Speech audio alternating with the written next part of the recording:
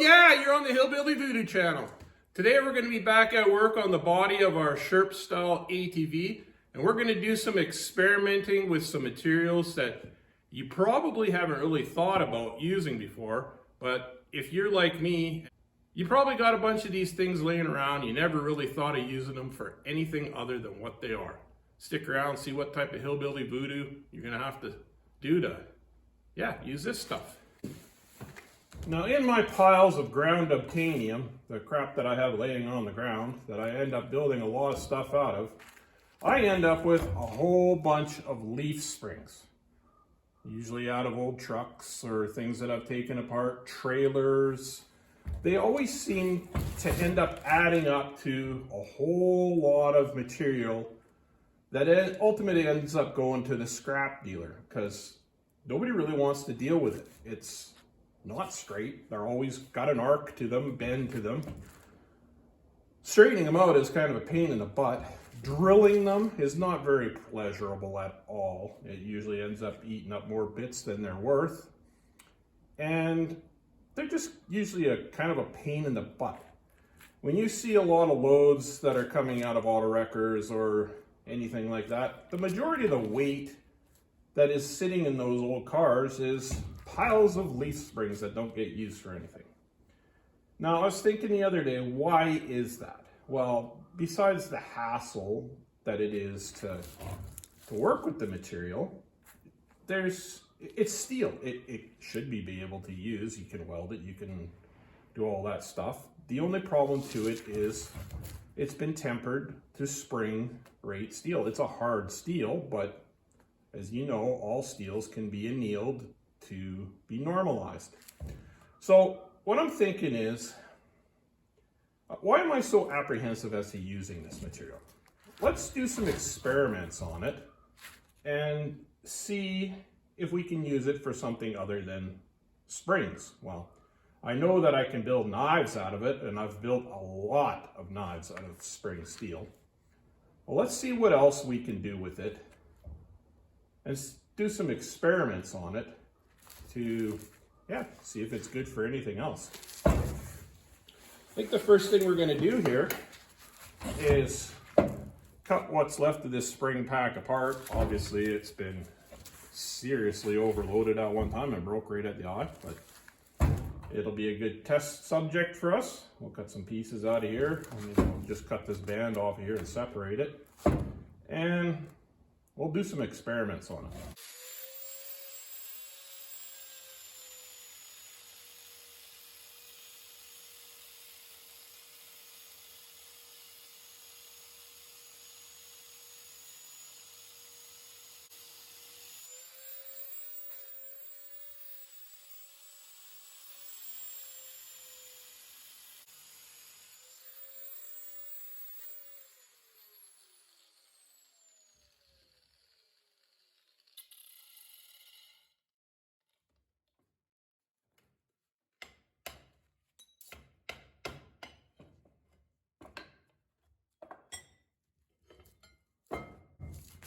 So, got a few different pieces here.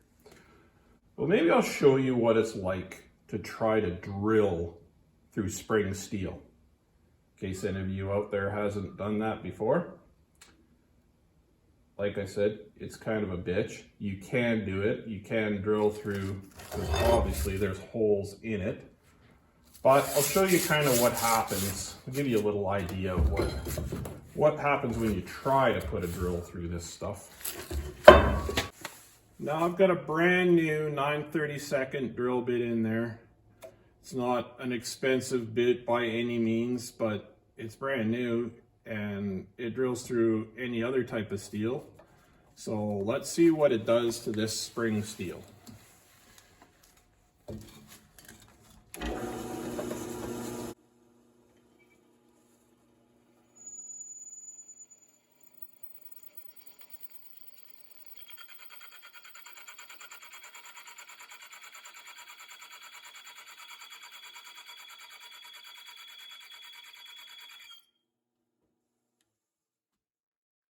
As you can see, it cuts in. If you use special cutting oils or cutting fluids, it will drill all the way through that.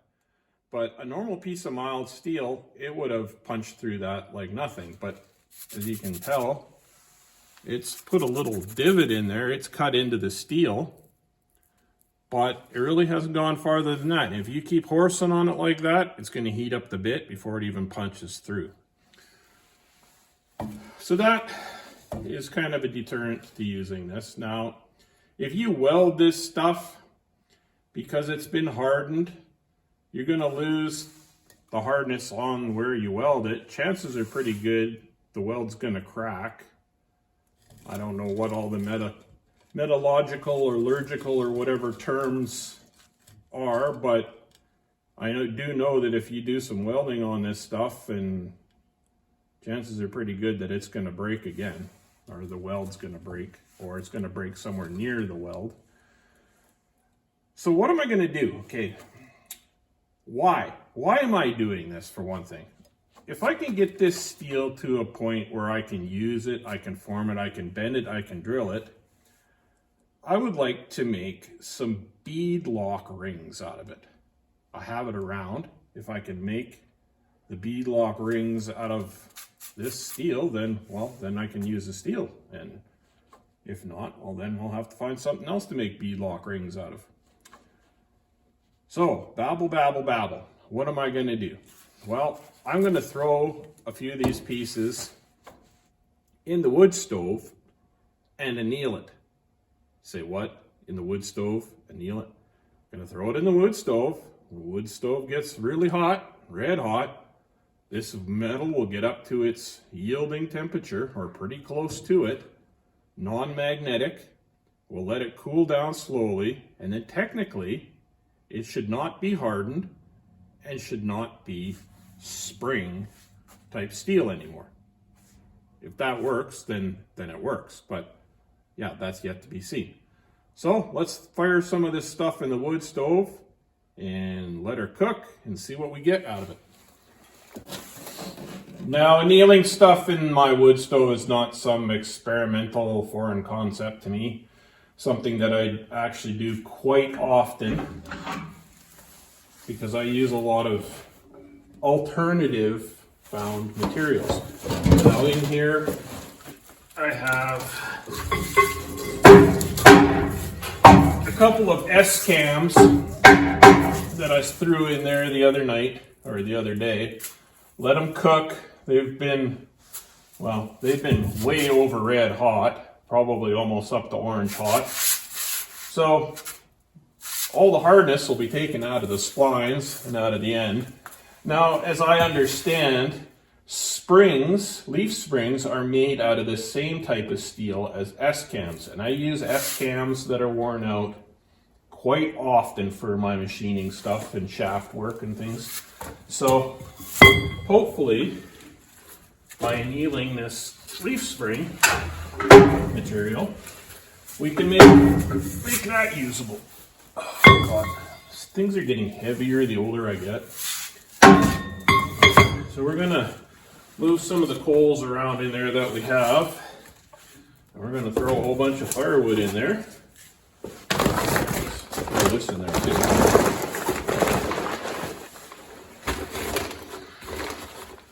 We'll get this baby fired up and get her ripping. And then we'll throw our springs right on the top. Let them cook, which will probably be, I don't know, however long the stove's going to be going today, a few hours or whatever, and maybe overnight. It'll be a blink of an eye for you guys, but it'll probably be overnight for me. And we'll take them out and see what kind of, see if it's easier to work with for one, and see if we can drill a hole through it. Yeah, just basically see if the material is going to be usable, maybe bendable, maybe we can straighten those pieces out fairly easy and actually make something out of them.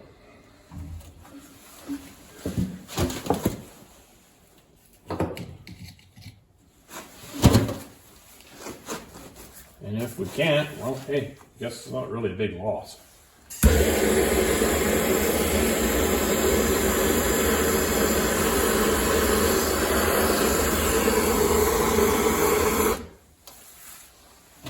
Probably take those off of there before they melt.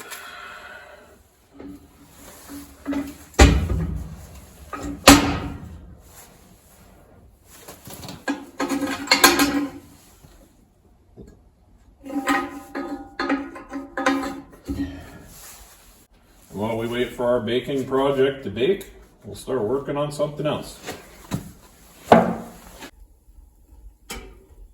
Well, we got that wood stove just huffing away there like a little choo-choo train, and got our metal in there cooking away. Now, what else are we going to work on today? Well, like I said, I think we're going to continue work on the passenger compartment, the cab of our ATV here. Now, as you can see, we don't really have a floor. We just got stuff sitting up there on a big old chunk of wood, some cinder blocks. So I'm going to take that seat out of there and build cross braces across the floor here so that we can ultimately put a floor of some type in there.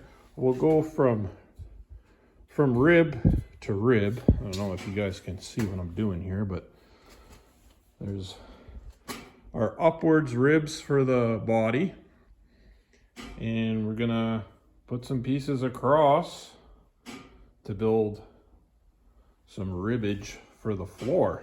Ribbage, ribbit. Okay, anyways, how do I build these ribs? Well, they're built out of sheet steel that I've salvaged out of an old oil tank. It was originally the skin off of a boiler and off an oil tank, and got a few pieces left, so I'll show you how we assemble these.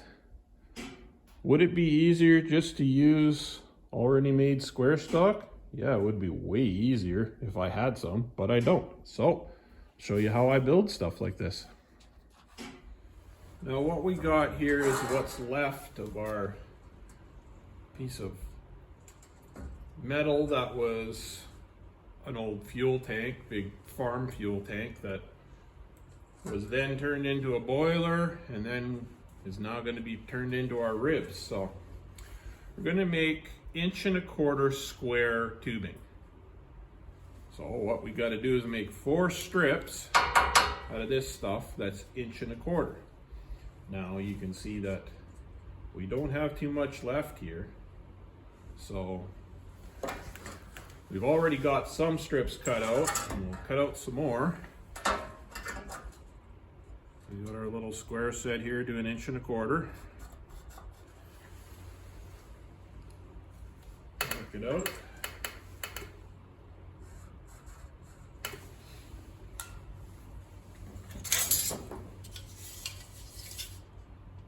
And up our straight edge.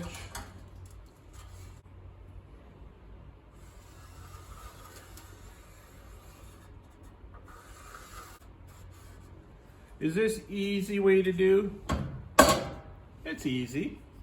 Is it a pain in the ass? Yeah. Does it take forever? Yeah. But it's the materials that we have, and we use what we got to make what we want. So it is what it is. I'm gonna take the angle grinder, slice along this line, and we'll have 1.25 inches piece of metal that we can cut and make a square 1.25 inch piece of metal out of. It's pretty basic. Would we already have this ultimate ATV done if we were to buy the materials? Hell yeah, it would have been done probably 10 times by now, because it would just chop it up, slap it together kind of stuff. But making every single part, including the square stock that you're using by hand, it takes time, guys.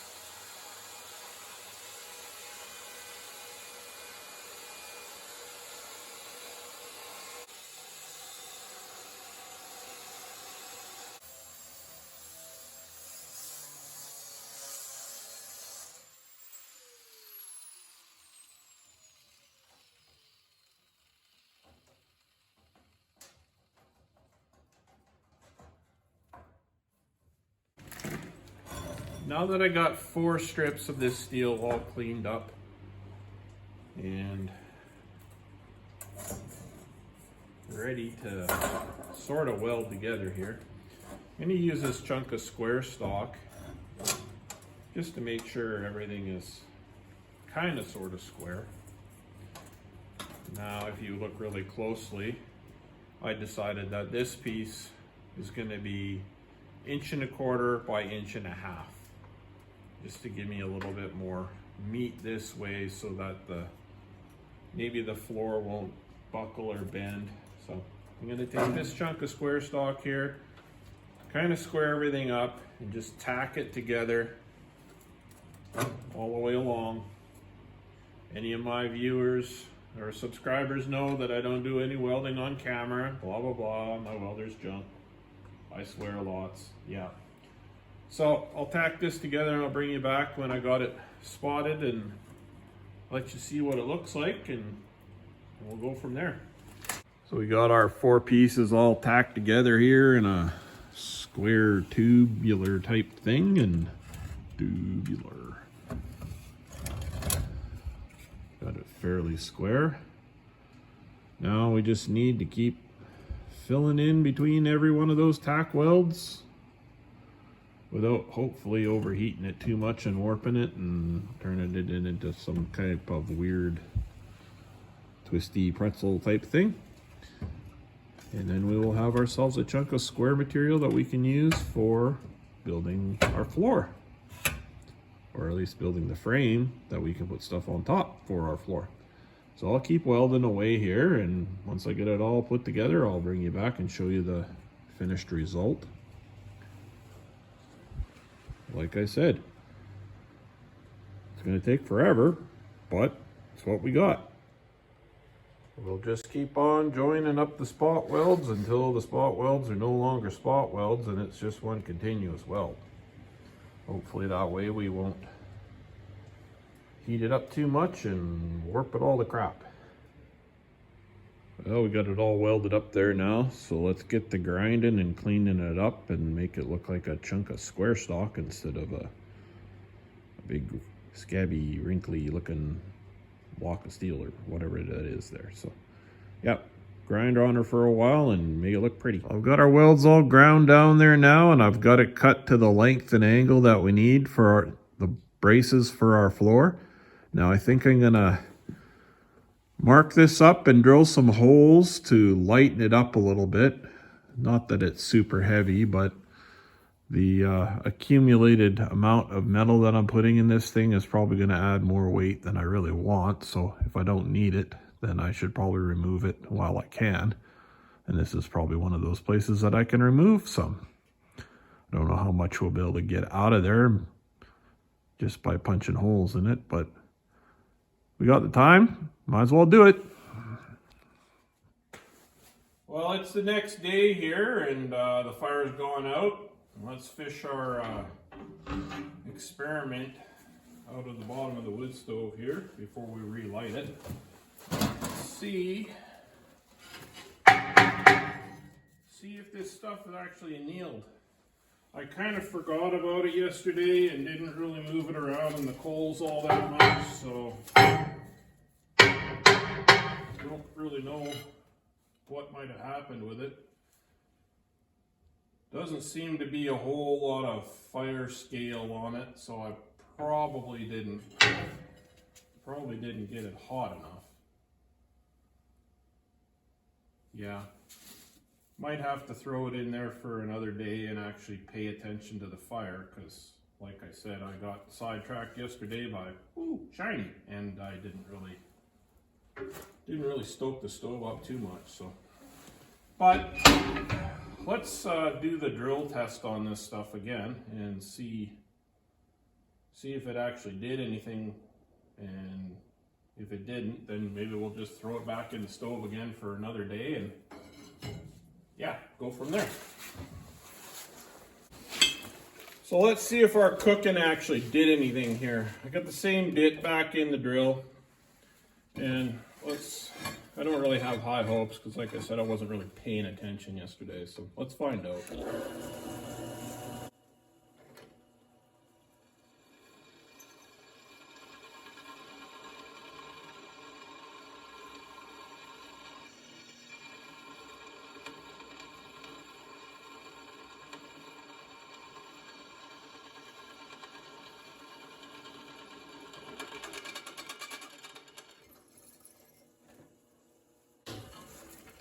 That was real time. So obviously we have annealed that steel. This is the piece that we had that we did not anneal. And we'll do the exact same thing we did yesterday.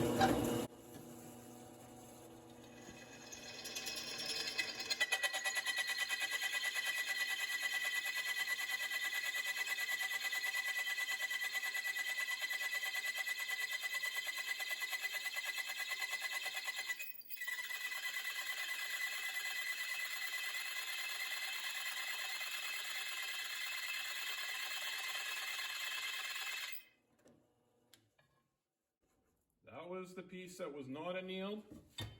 That's the piece that is annealed. So obviously we can now drill through that steel, so it's usable for something.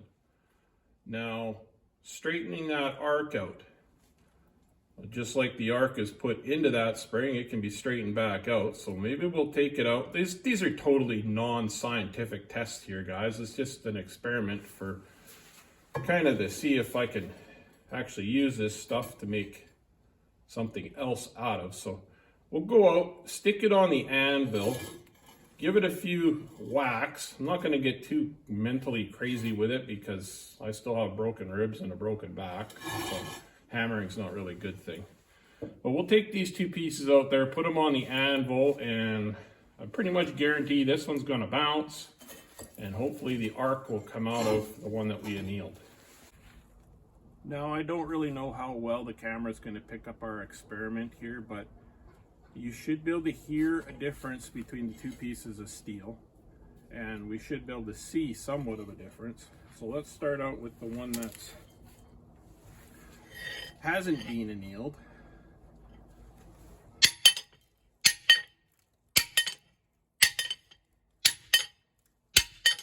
You hear the noise? Kind of sounded like really kind of sharp, like more like a glass breaking than a board falling on the floor. And it obviously bounced, and it didn't straighten out any at all. Now, it was just the weight of the hammer. I don't even know what that is, probably a 4 pound hammer. So now let's check out our other piece here. You can already hear a bit of a difference in the steel.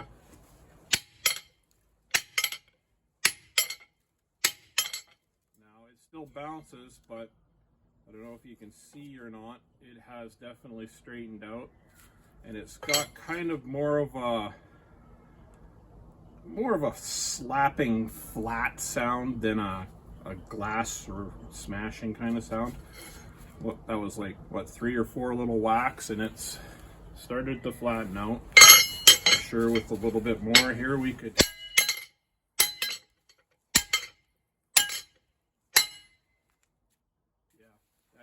Almost perfectly flat now. I don't think this piece got annealed all the way through. This end has way less scale on it than that end, so let's give it a little bit more wax here.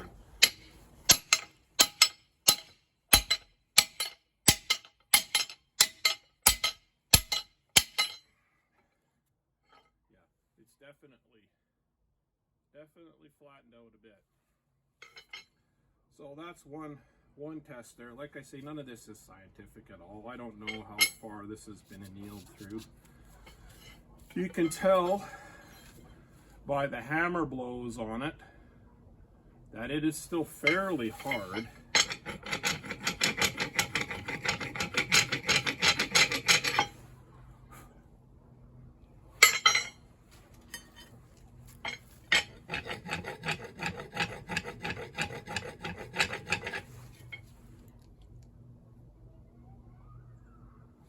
Yeah, the annealed stuff definitely strikes differently. Now, you look at the arc. I don't know if you'll be able to see the arc there or not, but remember these were out of the same pack. They had the same arc to them.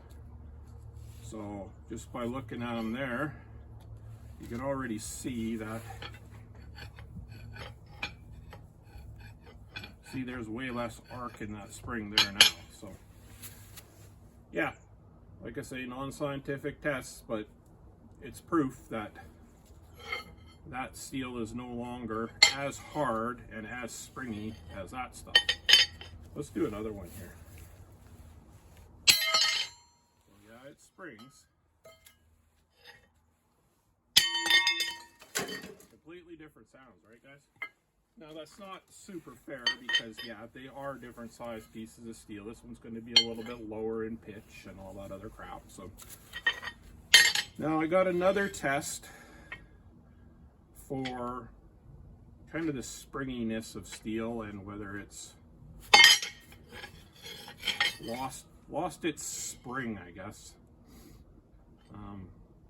Yeah, I'll take you up and get it set up. Might not be as exciting as watching a hammer bounce, but yeah, let's go up and check that one out. Now this here's another completely unscientific test. It's more of a feel thing. This is our pipe jack material messer-upper.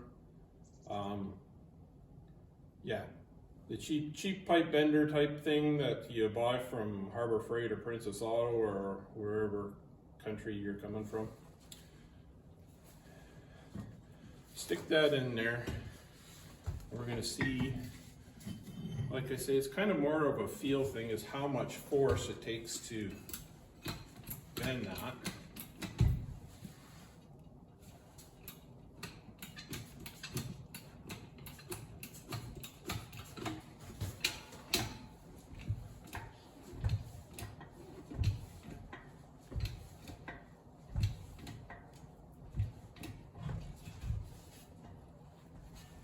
A little bit of pushing on there, not a huge amount.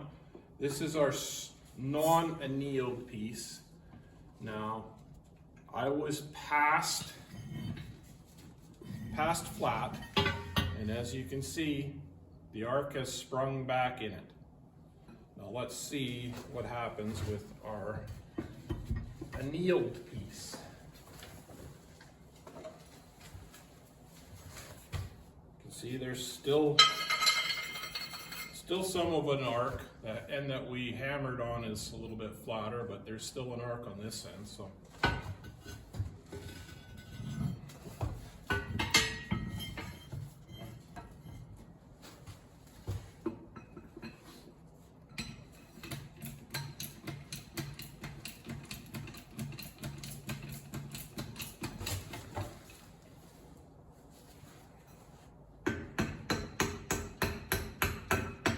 trying to get the die straight so we're kind of favorable on the conditions of our test. Not that we're super scientific here. So let's jack it up to, I don't even know if you guys can hear it or not, but you can actually hear that steel stretching. So we're at a little bit past flat. Not really, actually we're right at flat.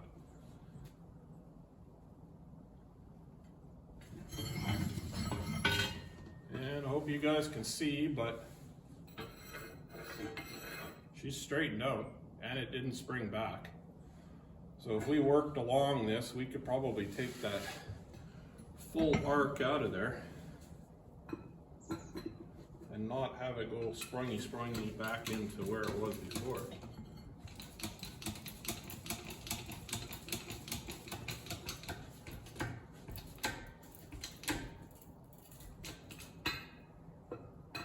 It's kind of funny how you can hear the fire scale crack on the metal as it stretches. Yeah, so we're pulling the arc right out of that.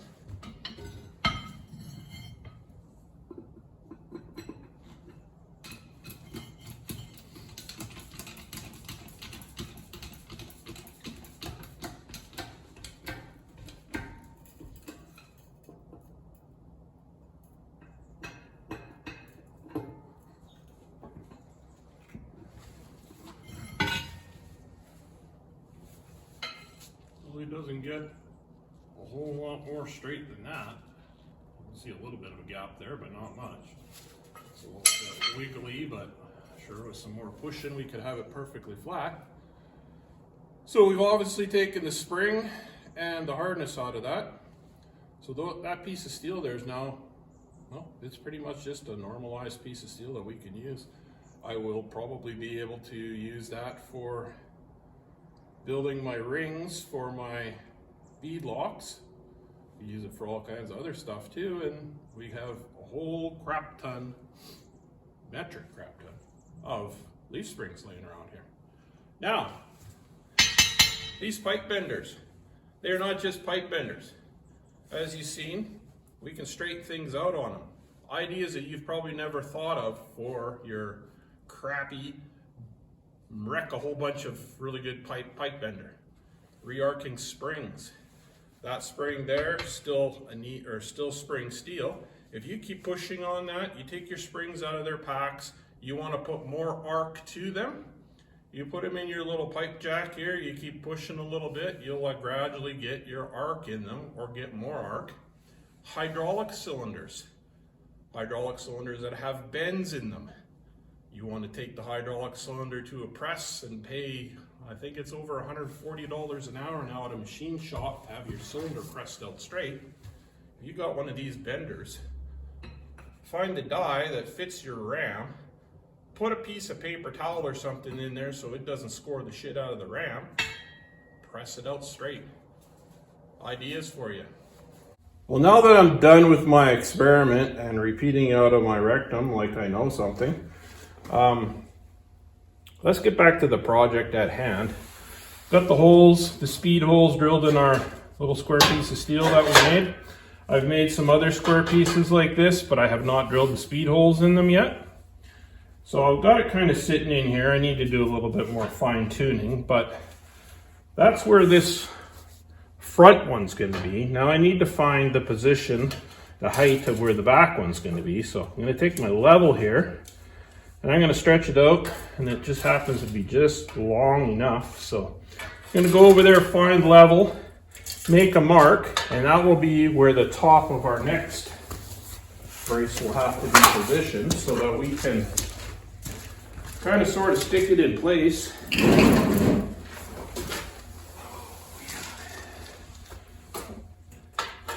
So I don't know if you guys can see what I'm doing here or not, but I'm not going to redo it. So if you can't see, just imagine.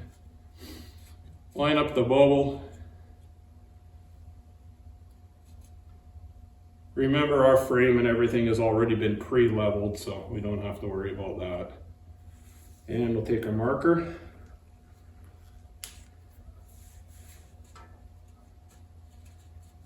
Draw one.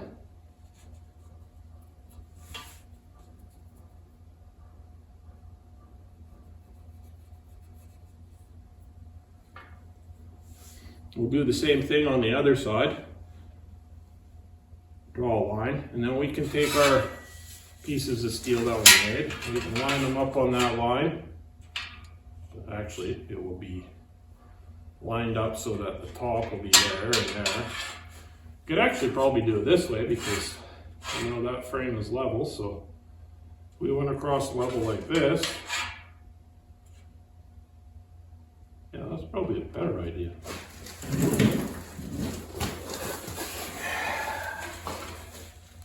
Line it up on that mark, and we line up our bubble here. Maybe we should put our glasses on so we can see what the hell we're doing. Let's make a scribble there.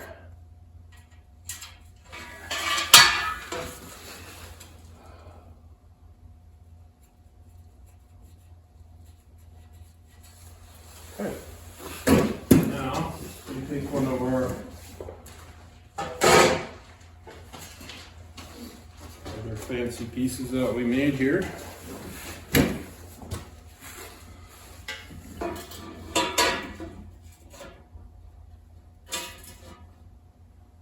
Line that up on those marks. Make a mark on the back side.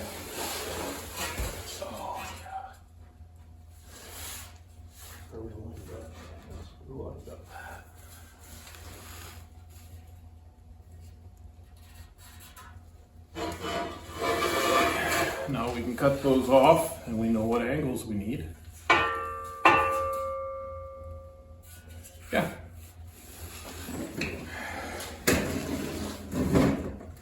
Once we got them cut off, then we can measure across where we're going to drill our holes to make this kind of lightweight and speedy.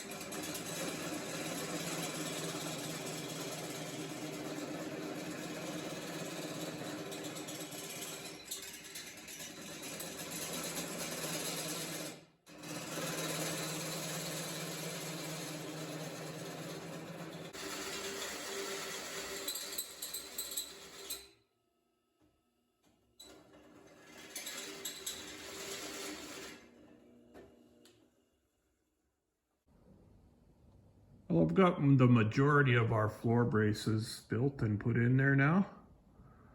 You can see that should hold up the floor. Haven't really decided what I'm going to use for flooring material yet, but definitely going to need to put a few more braces in there, probably on the sides to hold up the edges and